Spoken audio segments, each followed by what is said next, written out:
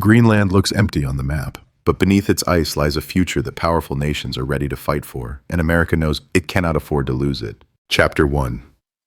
The Island. Everyone ignored.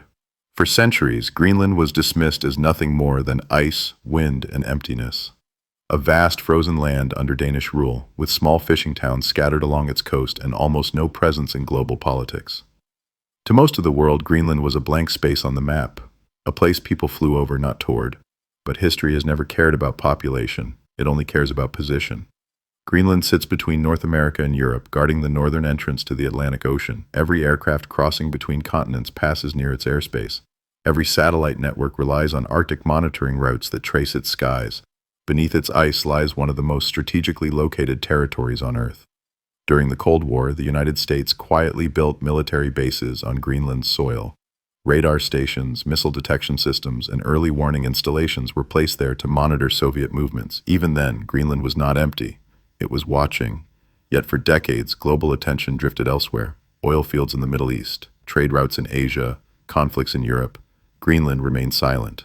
Then the ice began to melt. As Arctic ice retreats, new sea routes are opening between Asia, Europe, and North America. These passages can cut shipping time by weeks and reduce fuel costs by billions. What once required long journeys through the Suez or Panama canals can now pass through the Arctic. At the same time, Greenland's frozen ground is revealing minerals, metals, and resources that were once unreachable. In a world driven by technology, energy, and logistics, Greenland has quietly transformed from a forgotten island into a future command center. It did not change. The world around it did. And suddenly, the island everyone ignored became the island everyone needed.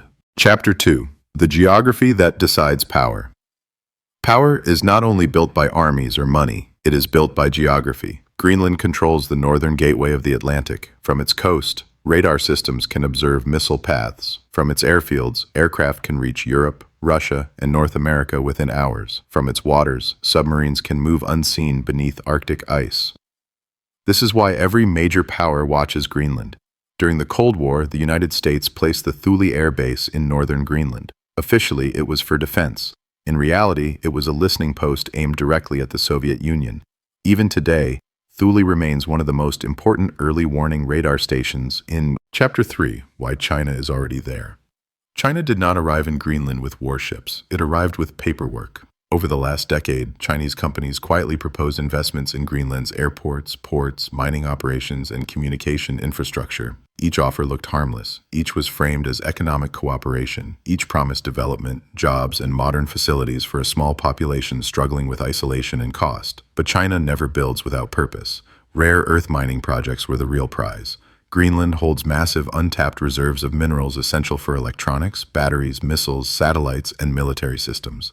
China already controls most of the world's rare earth processing. Greenland represented a chance to control supply at the source. Airports were not about tourism, ports were not about fishing, infrastructure was not about comfort, they were about positioning. This is China's modern strategy, not conquest, not invasion, but dependency. In Africa, China built roads and ports. In Sri Lanka, it financed harbors. In the Pacific Islands, it funded airstrips, and when debt arrived, influence followed.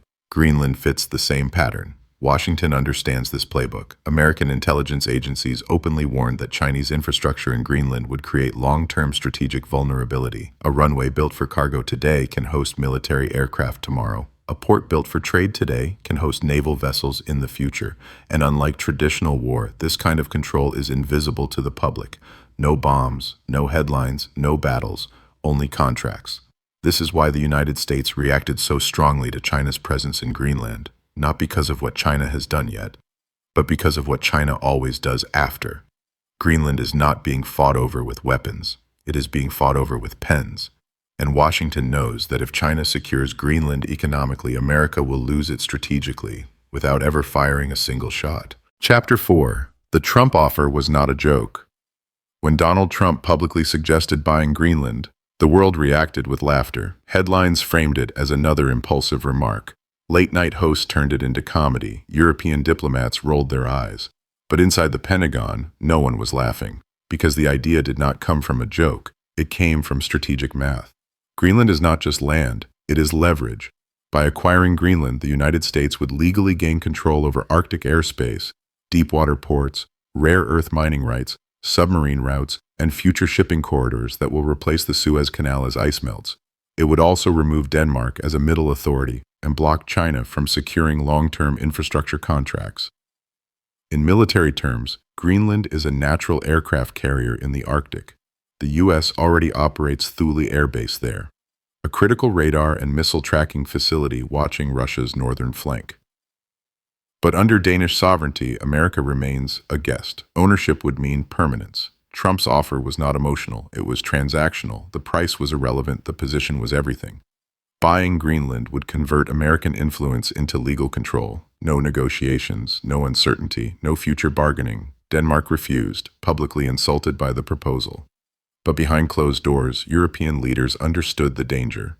If Greenland became American territory, Europe would lose its Arctic voice overnight. And yet, the refusal did not erase the American interest, because once a strategic location is identified, it is never forgotten. Greenland is too large to ignore, too rich to leave unguarded, too important to lose. Trump's offer was simply the first time the truth was spoken out loud. The laughter came from those who saw land. The seriousness came from those who saw power. And in geopolitics, power always has the final word.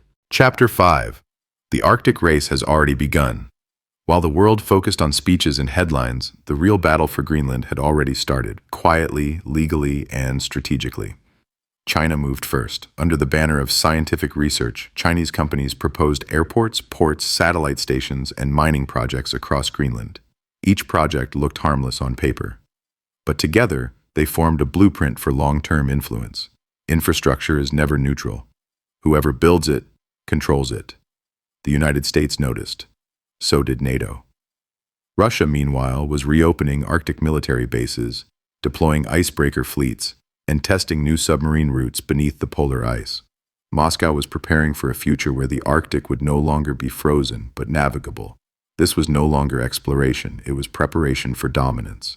Greenland suddenly became the center of three competing empires, American, Chinese, and Russian. And unlike traditional wars, this one would not be fought with tanks. It would be fought with contracts, mining licenses, port agreements, and satellite permissions. Every runway built could host military aircraft, every port could serve submarines, every mine could feed weapons industries. Denmark, with only a few million citizens, was suddenly responsible for controlling territory larger than Western Europe. It was an impossible burden. Greenland's local government wanted independence, but independence without protection is just vulnerability.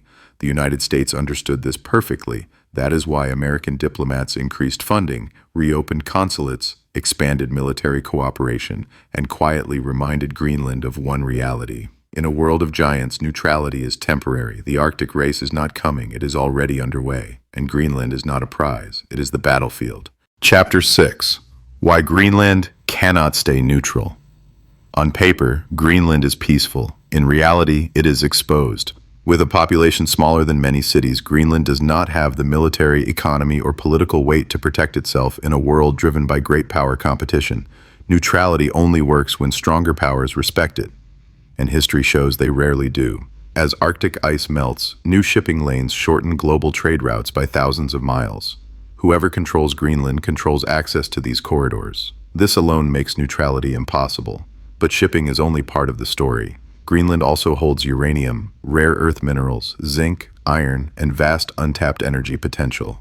These resources are not just economic assets, they are strategic weapons. The nations that control them control future industries, military technology, and digital infrastructure. Greenland's leaders face an impossible dilemma. If they lean toward China, they risk becoming economically dependent. If they lean toward Russia, they risk political isolation. If they lean toward the United States, they risk being labeled an American outpost. But refusing to choose is also a choice, and usually the most dangerous one. Denmark cannot defend Greenland alone. Europe cannot defend Greenland without American support, and Greenland itself cannot defend its sovereignty without powerful allies. This is why the United States does not speak openly about conquest. It speaks about security.